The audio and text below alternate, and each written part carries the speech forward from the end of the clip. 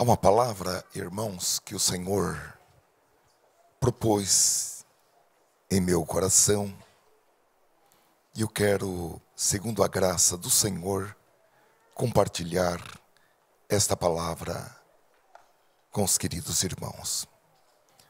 O tema desta mensagem é encorajamento para dias difíceis. Encorajamento para dias difíceis.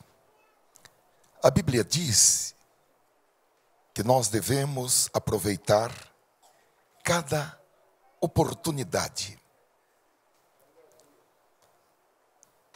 e tomar decisões sábias e não tolas, porque os dias são maus.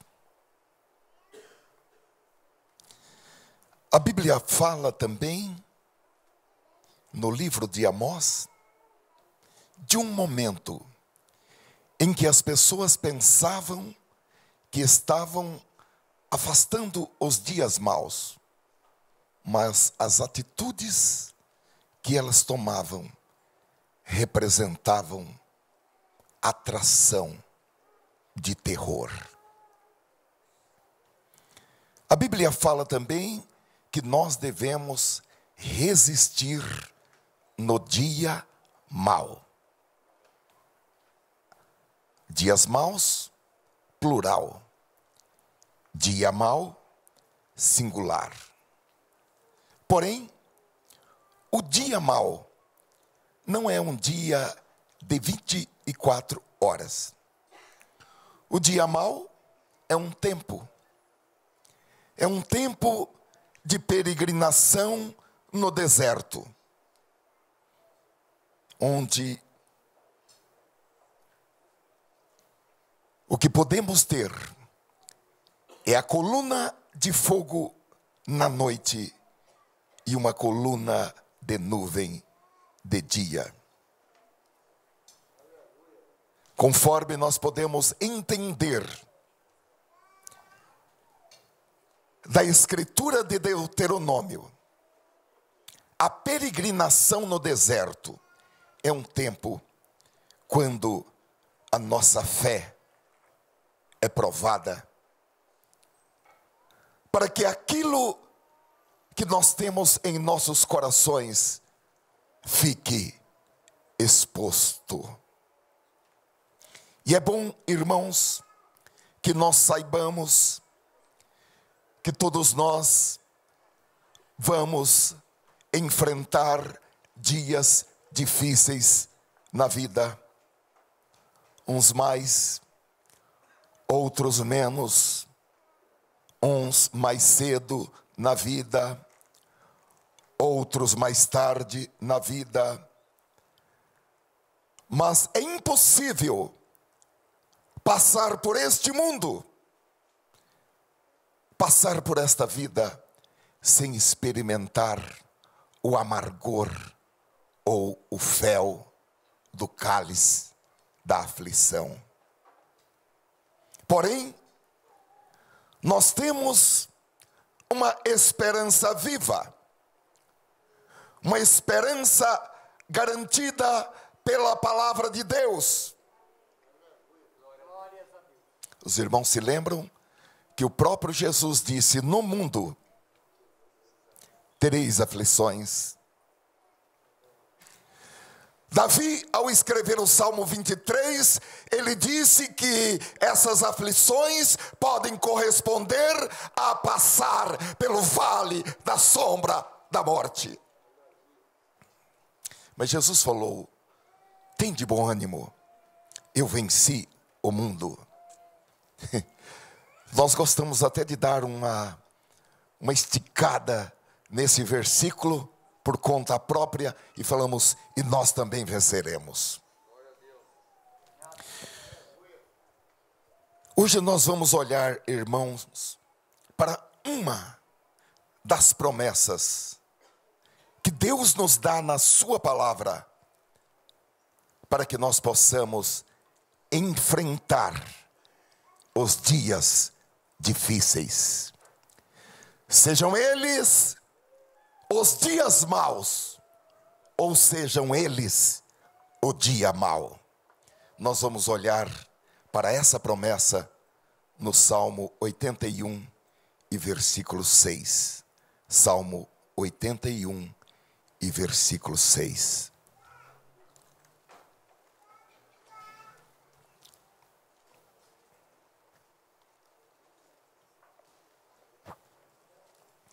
A preciosa palavra do Senhor nos diz assim, é Deus falando: então eu sustentaria Israel com o melhor trigo, o mais fino trigo, e com mel retirado da rocha.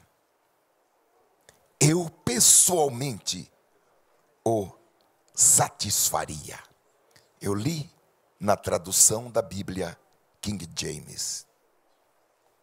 Queridos irmãos, dentre milhares de promessas que Deus dá aos seus filhos através das páginas da Bíblia, nós encontramos essa promessa, que é uma promessa duplicada.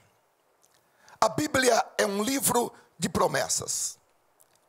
Alguns estudiosos falam em 5.000 promessas, outros falam em 8.000, 22.000, outros falam em 32.000 promessas, e assim por diante, porque a Bíblia é um livro de promessas. E todas as promessas estão garantidas e estão confirmadas.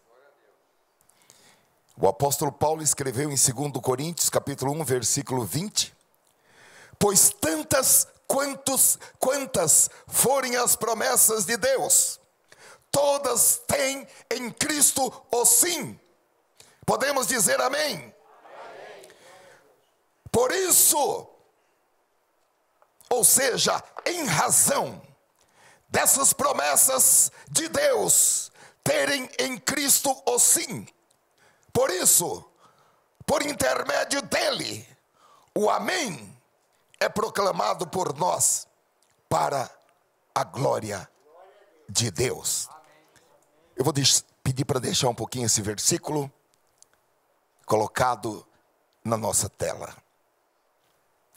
Isso significa, meus queridos irmãos, que quando Deus nos faz uma promessa, Ele já tem determinado a realização, a concretização ou o cumprimento dessa promessa com um sim.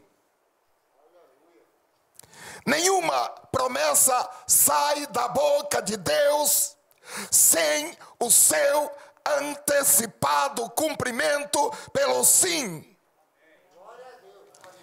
E toda promessa que Deus faz, ela traz no seu bojo, no seu conteúdo, ela traz consigo, é inerente a ela, faz parte dela, todos os recursos espirituais, todos os recursos emocionais, intelectuais, materiais, financeiros, físicos, para que a promessa seja realizada. Aleluia. No entanto, irmãos,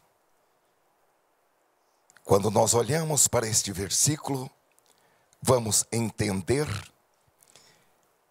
que a promessa se realiza com a nossa participação.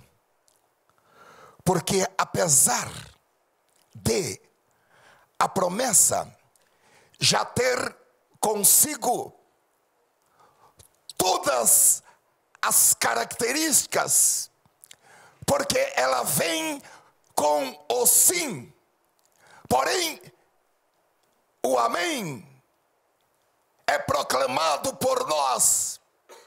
Somos nós quem proclamamos o amém. Glória a Deus. É necessário que nós proclamemos o amém, para que essas promessas, elas sejam produzidas aqui na terra. Porque essas promessas, elas têm o sim de Deus em Cristo, numa dimensão espiritual, numa dimensão acima da matéria, mas ela precisa da nossa proclamação, do nosso amém, para que ela se concretize e seja vista aqui na terra. Glória a Deus. Aleluia. O sim é de Deus, mas o amém é nosso. Glória a Deus. Nós temos que proclamar mais amém, amém, amém e amém. Bendito seja o Senhor. E aqui, irmãos, a promessa, ela é dupla, ela é duplicada nesse versículo. Primeiro, a promessa de sustento com o melhor trigo, com o trigo mais fino. E segundo, a promessa de sustento com o mel tirado da rocha. Acredito que todos os irmãos e irmãs que têm intolerância ao glúten gostaria de encontrar esse melhor trigo para preparar as receitas de delícias na sua culinária. E também todos nós gostaríamos de ter acesso a um trigo não geneticamente modificado, ou a um trigo não transgênico. A realidade é que Deus sempre provê o melhor para os seus filhos. Porém, os seres humanos, movidos pela ganância, movidos pela pressa de produzir mais, de enriquecer-se, interfere negativamente na natureza, e às vezes com resultados imprevistos. E aqui, a interferência é na cadeia alimentar. Porém, a ação humana não invalida as promessas de Deus. E concernente, queridos irmãos, a esse tema, a outra promessa muito linda, em Isaías capítulo 1, versículo 19 e 20, quando Deus disse: se vocês estiverem dispostos a obedecer, comerão os melhores frutos desta terra, mas se resistirem e se rebelarem, serão devorados pela espada, pois o Senhor é quem fala. A palavra de Deus é maravilhosa, irmãos. A palavra de Deus é completa. Todas as respostas que nós precisamos, sejam para perguntas que nós já fizemos, sejam para perguntas que nós ainda não fizemos, nós podemos encontrar todas as respostas nesta palavra maravilhosa. As promessas estão colocadas neste livro de maneira clara. O evangelho pode estar encoberto para os ímpios, mas para todo aquele que tem o Espírito Santo, o evangelho está descoberto. Aleluia! No entanto, irmãos, muitas pessoas têm vivido uma vida de dissabores, porque mantêm os seus corações endurecidos. Deus promete para todos uma vida vitoriosa, tecnicamente uma vida de abundância. Porém, é preciso ter quebrantamento de coração. A um coração quebrantado e contrito, o Senhor não despreza. Voltemos à promessa do Salmo 81. E eu gostaria que nós nos fixemos na segunda parte dessa promessa, registrada no versículo 16, onde Deus diz que Ele próprio, Ele pessoalmente nos saciará com o mel retirado da rocha. E eu gostaria de destacar que aqui Deus não diz que mandaria um anjo. Glória a Deus. Nós gostamos de anjo. Nós não adoramos anjo, nós não servimos anjo, mas nós gostamos de anjo. Mas aqui Deus não diz que vai mandar um anjo. Deus não diz que mandaria um apóstolo, ou um pastor, ou um bispo, ou um padre, ou um profeta. Aqui Deus está falando que haverá uma relação direta entre Ele e o adorador, entre Ele e o crente.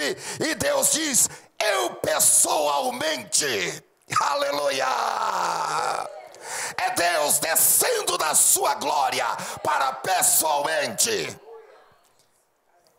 retirar o mel da rocha. E Ele diz: eu pessoalmente o satisfaria com o mel retirado da rocha. Certamente, irmãos, nós sabemos que o mel é talvez a coisa mais doce que a natureza produz, e que a rocha é uma das coisas mais duras da natureza. E aqui nós temos a doçura proveniente da dureza. Glória a Deus. Aqui nós temos a doçura retirada da pedra. É uma promessa de Deus. E você pode reclamar essa promessa para você, porque se você creu, ou se você crer em Cristo, como diz a Escritura, essa promessa já faz parte do seu patrimônio espiritual. Glória a Deus. Porém, o apóstolo diz que é preciso ter crescimento, porque o herdeiro, enquanto ele é menino, mesmo sendo herdeiro de tudo, ele não coloca a mão na herança. O apóstolo Paulo diz: eu quando era menino, falava como menino, sentia como menino, raciocinava como menino, agia como menino. Mas agora que eu cresci, agora que eu estou adquirindo uma certa estatura, ele diz: eu não cheguei lá ainda, mas vou chegar. Eu estou olhando para Cristo. Eu deixei as coisas de menino, eu deixei o comportamento de menino, eu deixei as arengas de menino, eu deixei os sentimentos de menino, e eu me comporto como um homem espiritual, já com uma estatura de homem espiritual. A promessa está no nosso patrimônio, mas nós precisamos de um certo crescimento espiritual. Precisamos de desfazer das coisas de menino, do comportamento de menino, das palavras de menino, para poder tomar posse desta promessa e aplicá-la no nosso dia a dia, em todas as áreas de nossas vidas. Obviamente, irmãos, Deus não está falando em termos literais, porque você e eu tiramos o mel do favo ou do pote de mel. Nós que somos urbanos, cosmopolitas, nós tiramos o mel do pote de mel. Os que moram no campo tiram o mel do favo de mel. Nós que moramos na cidade, tiramos o mel do pote de mel. Porém, o que Deus está dizendo aqui é algo maior, é algo mais profundo. Eu tomei a liberdade de parafrasear esse versículo para dizer que Deus está dizendo o seguinte: na vida você vai ter lugares duros. Na vida você vai se deparar com rochas, com obstáculos. No entanto, não desanimes, porque eu vou dar-te mel saído da rocha. Você vai experimentar a doçura saída das experiências duras e amargas da vida. Às vezes, irmãos, nós nos perguntamos: por que é que Deus não remove essas pedras do caminho da minha vida? Certamente nenhum de nós gosta de passar por lugares duros, por lugares difíceis, por lugares espinhosos, por lugares pedregosos. E parece que o nosso raciocínio, a nossa mente, quando nós pensamos de uma maneira lógica, a nossa mente, ela é levada para uma questão: se Deus realmente me amasse, e é uma questão existencial, faz parte das grandes perguntas da vida. Se Deus realmente me amasse, Ele iria à minha frente e removeria essas pedras do meu caminho. Eu gostaria de dizer para os irmãos que ao longo desses meus 64 anos de vida, eu tenho entendido, irmãos, já com tantas inequívocas provas, no tempo e no espaço, que Deus sabe o que Ele está fazendo.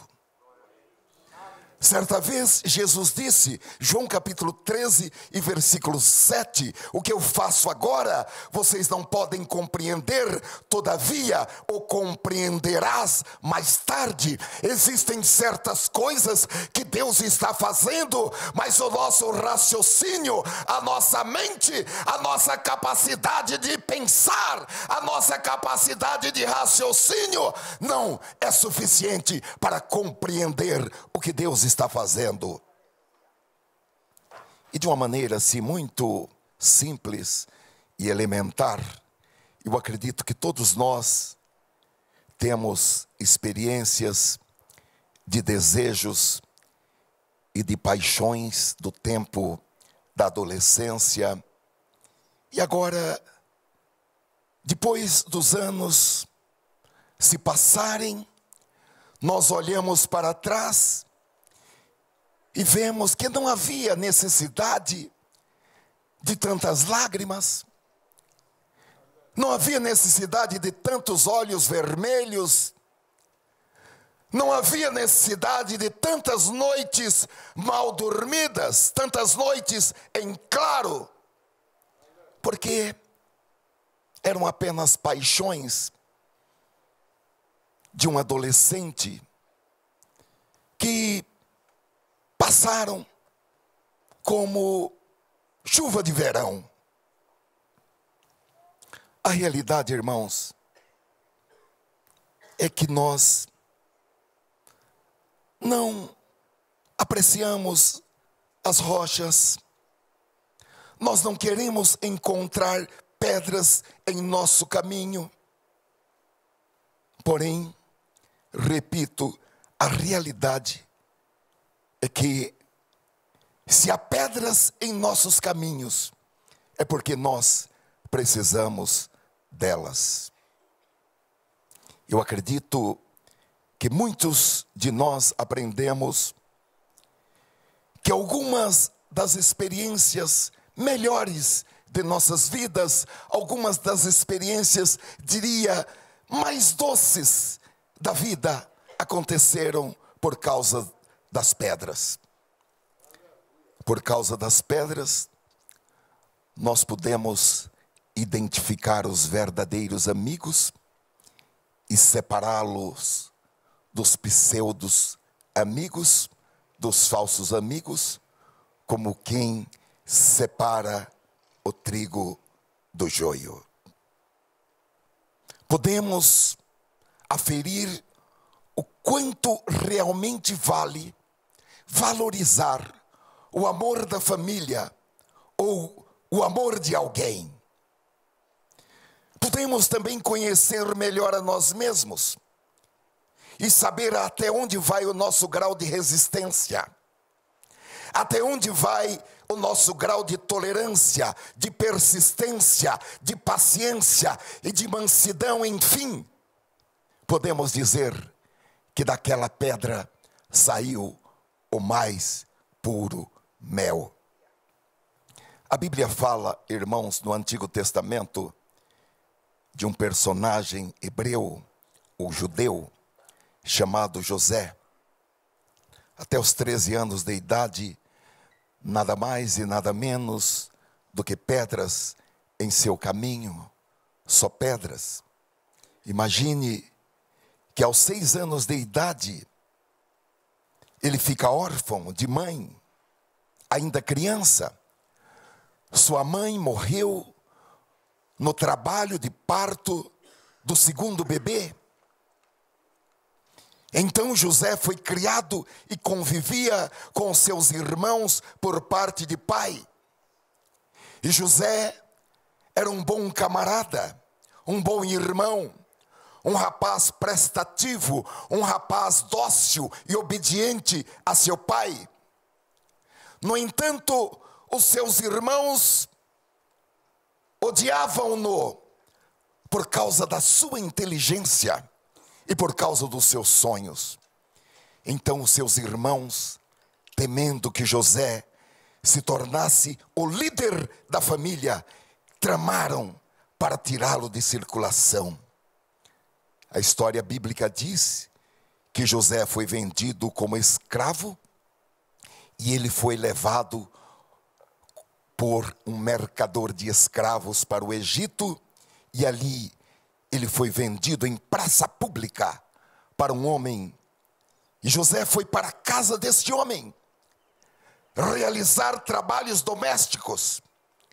E ali José foi bem sucedido, a ponto de tornar-se o administrador, o mordomo daquela casa. E queridos, José, além de inteligente, era também um rapaz fisicamente bonito. E a história bíblica diz que a senhora daquela casa interessou-se por ele e abordou José com uma proposta indecente, que seria deitar-se com ela. E porque José não quis pecar, José respondeu a ela que aquela proposta representava um pecado contra Deus e um pecado também contra o marido dela. E aqui nós já podemos aprender: o crente não precisa abrir mão dos seus princípios para ser uma pessoa bem-sucedida. Glória a Deus! O que o crente precisa é ser uma pessoa da confiança de Deus. Porque quando a bênção de Deus vem sobre um crente, ele pode ser um simples empregado doméstico, ele pode estar apenas limpando o chão, ele pode estar apenas lavando mitório. se a bênção de Deus vier sobre ele, se ele estiver preparado um ambiente e preparado a si mesmo como uma pessoa da confiança de Deus, Deus o levantará do pó e o colocará em uma posição de evidência. Mas a mulher armou contra ele, acusando-o de tentar atacá-la. É uma história que todos sabem.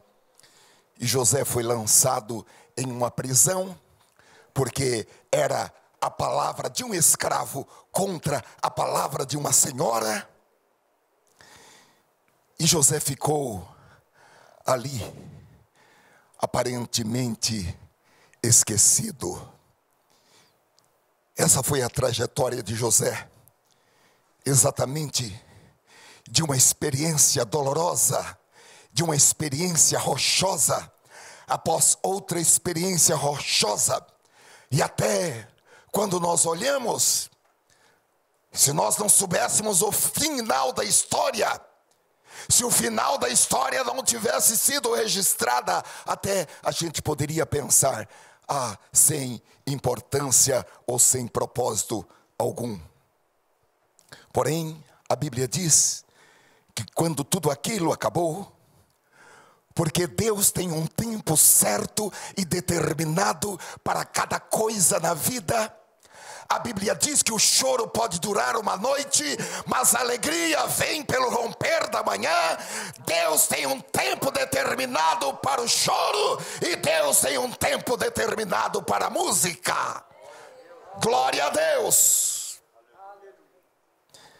Quando chegou o tempo determinado, quando Deus cumpriu os seus propósitos, quando chegou o tempo de Deus, José experimentou o mel saído da rocha, porque a Bíblia diz que José foi diretamente da penitenciária para o palácio de Faraó.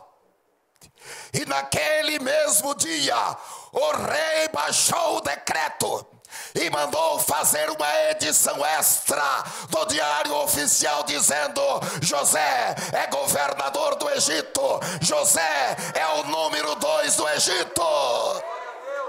Glória a Deus. O nosso Deus fez, e o nosso Deus faz isso. Ele não mudou, ele disse: eu sou o mesmo e não mudo. Glória a Deus. Agora nós podemos entender que as duras experiências da vida estavam forjando o caráter de José, estava preparando este homem para que ele pudesse desempenhar o encargo de governador, para que ele pudesse ser o homem número 2 no Egito, que naquela época era a maior potência militar e econômica do mundo. Nós poderíamos falar de Davi e de tantos outros personagens da história bíblica e da história contemporânea e da história atual. Pessoas que passaram por experiências rochosas, porém persistiram, não cederam. Oh, aleluia! E Deus viu. E quando Deus vê, Deus age. E por isso Deus deu a elas o mel tirado da rocha. Obviamente, irmãos, nós não procuramos dificuldades, nós não estamos à procura de dificuldades e de problemas, nós não estamos à procura de tribulações, mas também nós não fugimos dos problemas, das dificuldades, das tribulações. A Bíblia diz em 2 Timóteo capítulo 1, versículo 7, que Deus não nos deu espírito de covardia. Glória a Deus! Glória a Deus! O projeto de Deus é que o crente não entre em neuroses. O projeto de Deus é que o crente não entre em transtornos da personalidade, por causa dos problemas, por causa das perdas, por causa das mortes. Porque Deus não nos deu espírito de covardia, mas de poder. Ele nos deu espírito de poder, de amor e de equilíbrio. O crente, ele tem equilíbrio emocional. O crente tem equilíbrio em todas as coisas, porque Deus nos deu poder de equilíbrio, espírito de equilíbrio. No entanto, meus amados irmãos, para os problemas da vida,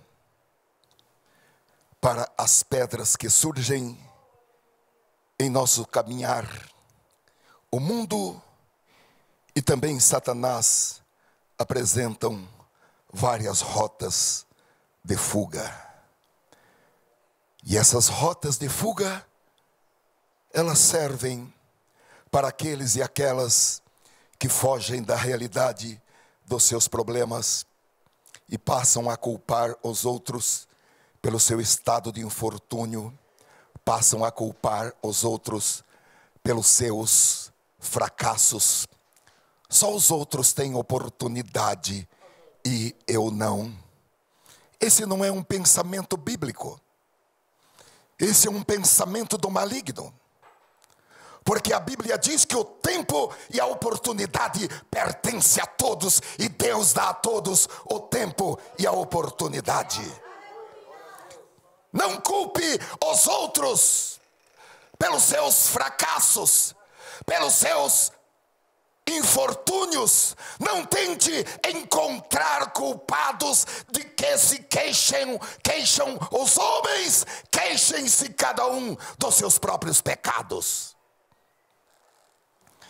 Ainda outros, diante dos problemas, se tornam pessoas sem tolerância com a fraqueza ou o erro dos outros. Outros se tornam pessoas excessivamente críticas. Outros se tornam pessoas emocionalmente fechadas. E outros ainda tornam-se pessoas que estão sempre na defensiva. Ainda uma rota muito perigosa que leva aquele que foge, o fugitivo ou a fugitiva, a ser uma pessoa dependente do álcool, dependente de drogas lícitas, que são aquelas prescritas por médicos, ou drogas ilícitas, que são aquelas drogas compradas em bares, ou compradas do tráfico. Em bares, cigarro e bebida alcoólica, charutos. E as drogas ilícitas, que são vendidas pelos traficantes, tornam também pessoas dependentes do sexo desenfreado e insaciável. Enfim, todos os que optarem por essa rota, todos os que procurarem encontrar um contorno para não enfrentar cara a cara, face a face, as dificuldades da vida, todos os que optarem por essas rotas passarão pela estação principal. 2 pontos: depressão, bipolaridade e outros transtornos da personalidade. Eu começo a encerrar esta mensagem dizendo: em vez de entrar por essas rotas de fuga, por favor, aceite as pedras que surgirem na estrada da sua vida, porque tudo está dentro do controle de Deus. Essas pedras não são para esmagar você. Essas pedras não são para destruir você. Essas pedras não são para impedir que você chegue ao destino programado por Deus. Deus planejou tudo para a sua vida. Simplesmente entenda isso. Dobre os seus joelhos e diga: Senhor, eu preciso que o Senhor me dê o mel tirado da rocha. Só isso. Eu não quero ser viciado em remédio tarja preta. Eu não quero ser viciado em sexo. Eu não quero ser viciado em drogas. Eu preciso do mel tirado da rocha. Aleluia. E eu encerro dizendo: não corra das rochas, não corra em torno das rochas, não fique ali parado à espera de que alguém ou Deus remova as pedras de seu caminho. Em vez disso, levante os seus olhos e, pela fé, olhe diretamente para o mel, porque seguramente sairá mel dessa rocha. E não importa o número de pedras que possamos encontrar no caminho da vida, porque onde há pedra, há mel. E sempre que existirem pedras, sempre haverá a possibilidade de apreciar o mel tirado da rocha. E por incrível que pareça, meus queridos irmãos, quanto mais pedras, mais mel. Se nós tivermos a humildade, o quebrantamento de coração, para diante do altar do Deus Altíssimo, entregar o nosso presente, entregar o nosso futuro, de cada pedra vai jorrar mel, porque o próprio Senhor disse: eu vou saciar, eu vou satisfazer vocês com o mel tirado da rocha. Pode ser que nesse preciso momento você esteja passando por um momento, por uma estrada, por um lugar com muitas pedras, com muitas dificuldades. E pode ser que, apesar de você estar fazendo tudo fielmente correto, você está lutando com uma rocha, você está lutando com uma pedra, e ela não se move de seu lugar. Vamos fazer uma coisa, queridos irmãos, vamos ser inteligentes, vamos pedir a Deus, porque Ele vai lhe dar o mel tirado dessa rocha. Ele faz com que do amargo, do difícil, seja extraída a doçura. E aqui Deus está falando da dureza dessa rocha, dessa pedra. Eu vou extrair o mel, e você será saciado com esse mel. E quando você experimentar esse mel, você vai falar como Davi: com o meu Deus eu salto muralhas. Com o meu Deus eu passo no meio de um exército armado.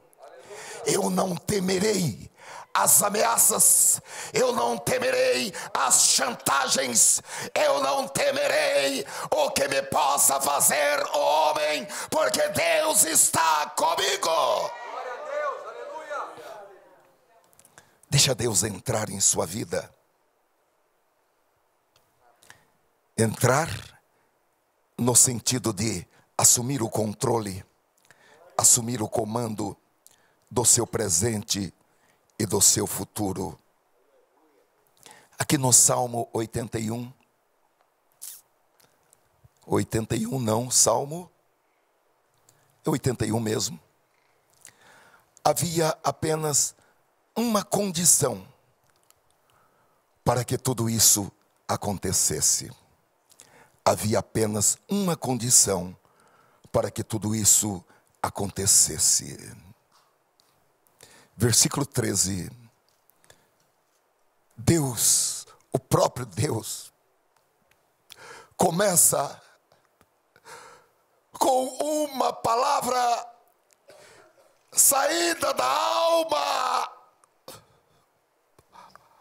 Ah, quem dera. Ah, se o meu povo me tivesse ouvido, se Israel andasse nos meus caminhos.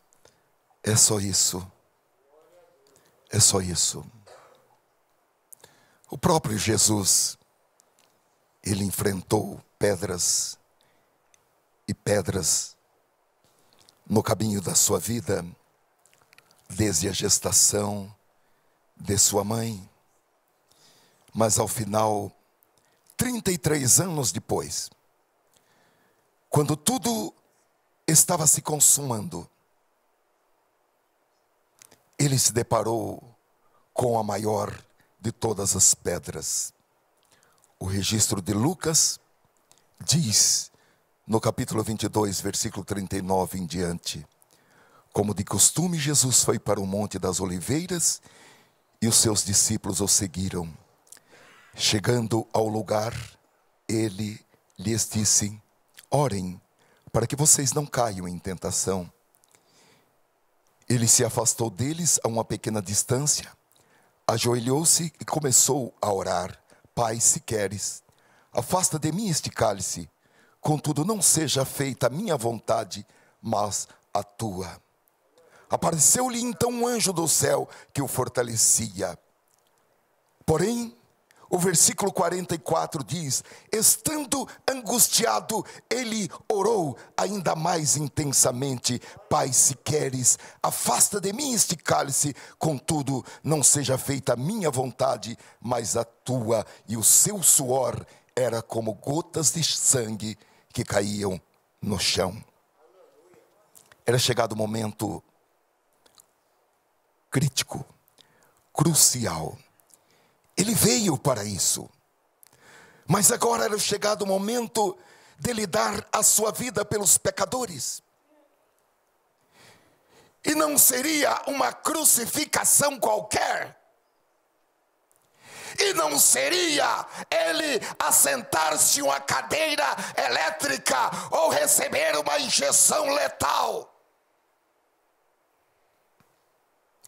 A maior dor é que ele levaria sobre si todos os pecados, todos os erros da humanidade, todos os crimes da humanidade e toda a corrupção do gênero humano. E ele o fez, e ele enfrentou.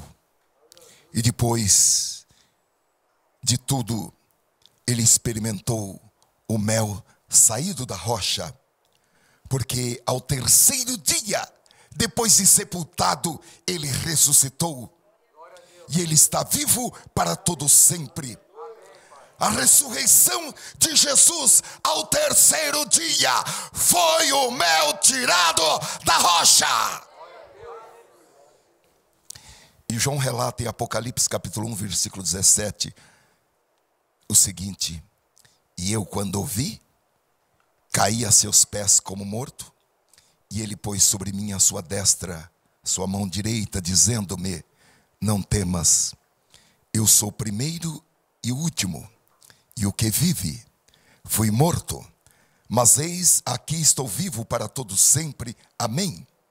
E tenho as chaves da morte e do inferno. É por isso que quando você conhece a Jesus Cristo como seu Salvador, como seu Senhor, como seu Redentor, como seu Remidor, você poderá enfrentar os lugares duros da vida. Você poderá encarar os dias difíceis da vida. Você não precisará entrar em depressão e se trancar em um quarto e ficar suando debaixo de uma coberta. O Senhor te dá uma confiança que você nunca teve, uma coragem que você nunca teve, uma persistência que você nunca teve, uma determinação que você nunca teve. Porque a palavra de Deus está dizendo que o próprio Deus saciará você com o mel tirado da rocha. Eu gostaria de dizer a você que não é preciso esperar mais, porque Jesus está pronto para realizar tudo isso. E Ele pode e quer realizar tudo isso agora mesmo na sua vida. Não é preciso mais você esperar, seja lá quem for, seja lá o que você estiver fazendo, ou estiver passando, ou estiver sofrendo, o Senhor Jesus resolve o seu problema e daqui para frente Ele vai lhe sustentar com o trigo mais fino e com o mel saído da rocha.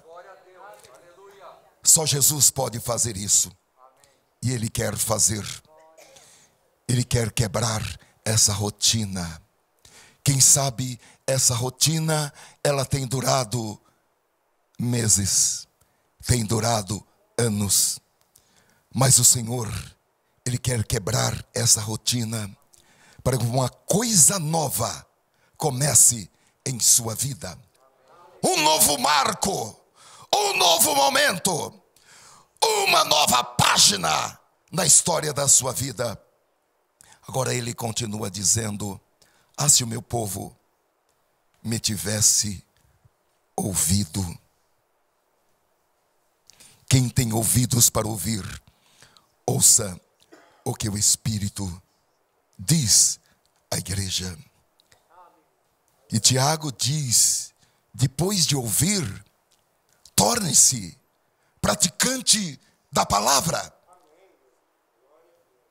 E alguém poderá dizer, pés no chão. E eu quero lhe dizer, não eu, mas o Espírito Santo, que para todos os que falarem, você tem que cair na realidade, você tem que colocar os seus pés no chão. Seja pai, seja mãe, seja esposo, seja esposa, seja irmão, seja amigo, seja quem for, você vai responder, eu estou com os pés no chão, mas estou com a minha cabeça no céu. Eu estou pensando nas coisas de cima. Eu sou dirigido pelas coisas de cima. Aleluia! É Ele que está no piloto da minha vida. É Ele que está no centro da minha vida. Eu gosto daquela expressão dos pastores antigos que pregavam sobre o milagre de Jonas e diziam, se a Bíblia falasse que foi Jonas que engoliu a baleia, eu acreditava. Glória a Deus! Vamos crer na palavra de Deus assim, irmãos. Vamos aplicar a palavra de Deus assim. Deus não tem compromisso com a lógica humana. Os feitos de Deus são poderosos na terra. E Ele diz uma vez mais, abalarei o céu e a terra. Este é o tempo em que Deus abala céus e terra a seu favor. Eu quero pedir que, por favor, todos nós estejamos de pé. Eu escrevi aqui uma oração. E eu vou convidar os irmãos para que nós recitemos esta oração. Depois nós continuaremos orando. E você poderá orar livremente. Obviamente, desde agora. Essa oração você poderá fazer em voz alta. Essa oração você poderá fazer com clamor, aos berros e aos gritos. Mas esta oração você poderá também fazer em voz baixa. E esta oração você poderá fazer também somente no seu coração, numa ligação do seu coração com o coração de Deus. Eu vou pedir, por favor, aos pastores e obreiros que estão aqui, que venham até o púlpito. Glória ao nome de Jesus. Eu vou falar as frases e vou pedir que os irmãos, por favor, repitam. Senhor Deus Todo-Poderoso e Pai de amor, ajuda-me a te ouvir e dá-me sensibilidade para perceber o momento em que queres falar comigo. Dá-me também capacidade de compreensão e capacidade para te obedecer. E eu peço humildemente a tua bênção sobre mim, sobre a minha saúde, sobre a minha família e os meus negócios e o meu presente e o meu futuro. Eu peço descanso e paz para as minhas emoções e fortalecimento para os meus sentimentos e refrigério para a minha alma. Senhor, eu quero e eu necessito ser alimentado por ti com esse tesouro que é a tua palavra.